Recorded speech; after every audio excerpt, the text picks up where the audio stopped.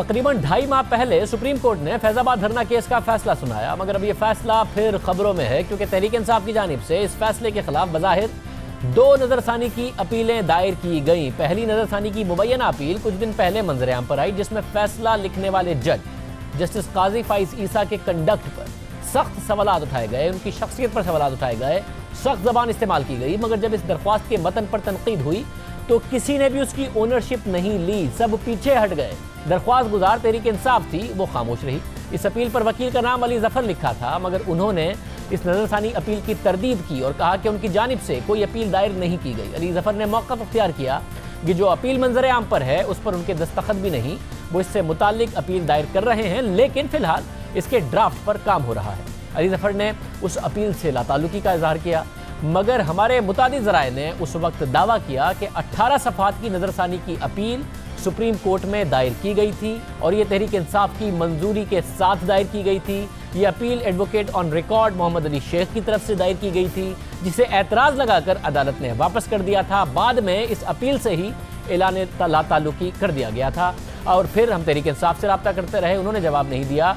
Advocate on record से आज भी हम रब्ता करते रहे, वो इस हवाले से बात करने को तैयार नहीं है। हमारी खबर का कोई डिनायल नहीं आया। अब तहरीक इंसाफ की जानिब से फैजाबाद धरने के फैसले के खिलाफ एक और अपील सामने आई है, जिसके दोनों वकील वही हैं जो पुरानी नजरसानी अपील में थे और दायर भी तहरीक इंसाफ के जनरल सेक्रेटरी अरशद दाद की तरफ से हुई है, जिनसे हम पिछली अपील के हवाले से भी मालूम करते रहे। अली जफर के अलावा किसी ने डिनाई नहीं किया और इस अपील पर भी तारीख वही दर्ज है जो पुरानी अपील में दर्ज थी, जिससे इस तासुर को तक़वियत मिल रही है कि जो पुरानी नजरसानी अपील थी वो भी तहरीक इंसाफ की जानिब से दायर की गई थी और एतराज़ात ख़त्म करके आज दोबारा उसे दायर किया गया है, जिसमें से जस्टिस काजी फाइज ईसा से मुताल्लिक जुमलों में तरामीम की गई हैं। आज जो दूसरी नजरसानी अपील दायर हुई है, इसका मतन हमारे पास मौजूद है। इसमें ज़बान हद से ज़्यादा शाइस्ता है और एहतराम को मलहूज़े खातिर रखा गया है और इस नई नजरसानी अपील में तहरीक इंसाफ ने मौक़िफ़ अख्तियार किया है कि दरख्वास्त गुजार एक सियासी जमात है, यानी कि तहरीक इंसाफ, और 2018 के इंतखाबात के बाद इस जमात और इसके इत्तेहादियों ने मरकज़ समेत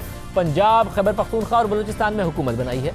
नजरसानी अपील में मौक़िफ़ अख्तियार किया गया है कि ये बात जाहिर है कि फैज़ाबाद धरने का जो केस था उसका तहरीक इंसाफ और अवामी तहरीक के 2014 के धरने से कोई ताल्लुक नहीं था, मगर अदालती फैसले के पैरा 17, 24, 23, 22 और 52 में तहरीक इंसाफ और अवामी तहरीक के धरने का हवाला दिया गया। इन हवालों से यह तासुर मिला कि तहरीक इंसाफ ने जानबूझकर गलत इल्जामात लगाकर पब्लिसिटी के लिए गैर कानूनी धरना दिया।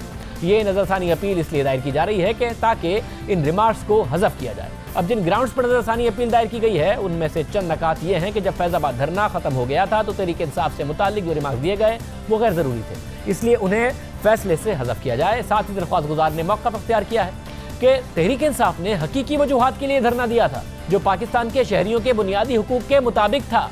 ये धरना ना ही पब्लिसिटी के लिए दिया गया और ना ही इसके पीछे दरपर्दा मकासद थे।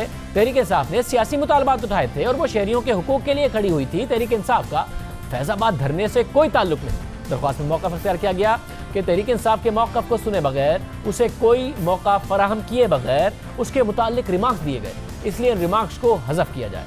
अब बज़ाहिर ये दूसरी नजरसानी अपील है जो तहरीक इंसाफ ने दायर की। दोनों अपीलों की ज़बान में फ़र्क है। फिर पहले वाली नजरसानी की अपील वकील के इल्म में लाए बगैर उनका नाम इस्तेमाल करते हुए एडवोकेट ऑन रिकॉर्ड के जरिए तहरीक इंसाफ ने कैसे दायर कर दी, उसमें मौक़िफ़ बड़ा अलग था, ज़बान बहुत अलग थी, पूरा मामला मुतनाज़ा हो गया था।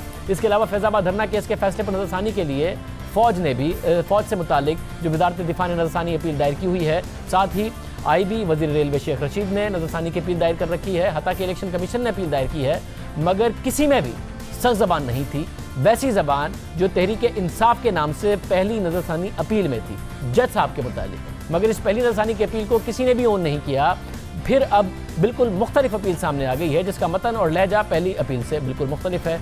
देखते हैं कि अदालत इस हवाले से क्या फ़ैसला देती है। तहरीक इंसाफ का नाम और उनके धरने के हवाले से जो ऑब्जर्वेशन थे वो निकलते हैं या नहीं निकलते।